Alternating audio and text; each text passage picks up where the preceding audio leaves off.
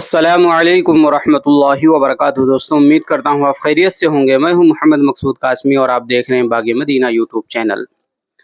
دوستوں، جب کوئی مورخ دور حاضر کی تاریخ لکھنے بیٹھے گا تو یہ بات ضرور لکھے گا کہ جب ملک ہندوستان میں مسلمان بیٹیوں کے ایمان پر ڈاکے ڈالے جا رہے تھے، ان کے ذہن و دماغ سے اسلام اور شاعر اسلام کو کھرچا جا رہا تھا، تو ایسے وقت میں بجائے اس کے کہ مسلمان اپنی بچیوں کے ایمان کی فکر کرتے، اس کی بقا کے لیے کوئی الہی عمل تیار کرتے، انہیں ایمانی لٹیروں سے دور رکھتے، وہ خود انہیں تعلیم کے نام پر اپنے ہاتھوں سے انہیں سونپ رہے تھے۔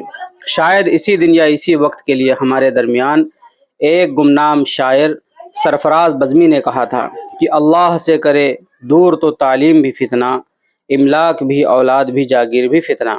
آپ کی اسکرین پر نظر آنے والی تصاویر ہلدر مئو یوپی کی بتائی گئی ہے، جس میں برج بھوشن سنگھ نامی ایک ایسا انسان جس پر خواتین پر زیادتیوں کے سنگین الزامات ہوں، اور وہ الزامات کسی عام خاتون نے نہیں بلکہ ملک کی مشہور خواتین پہلوانوں کی جانب سے عائد کیے گئے ہوں، اس کے ہاتھوں سے برقع پوش طالبات کو زعفرانی شال پہنائی جائے جس سے اپنی بہن بیٹیاں محفوظ نہ ہوں، وہ ہماری بہنوں کو تحفظ کیا فراہم کرے گا؟ یہ ڈھونگ کے سوا کچھ بھی نہیں ہے۔ کسی کے لیے ایک عام بات ہو سکتی ہے لیکن میرے لیے تو نہیں، کیونکہ یہ صرف شال پہنانا ہی نہیں بلکہ ہندو تہذیب کو ہم پر تھوپنے کی کوشش ہے۔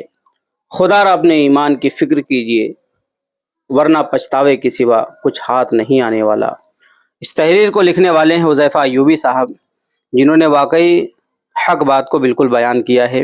اس کے بارے میں مسلمانوں کو فکر مند ہونے کی ضرورت ہے اور سخت قدم اٹھانے کی ضرورت ہے۔ تو میرے مسلمان بھائیوں، بہت ہی زیادہ فکر مند ہونے کی ضرورت ہے۔ اس کے بارے میں کل ہم سے قیامت کے میدان میں ضرور سوال ہوگا کہ ہم نے بہنوں کو بیٹیوں کو کس حال میں چھوڑا تھا۔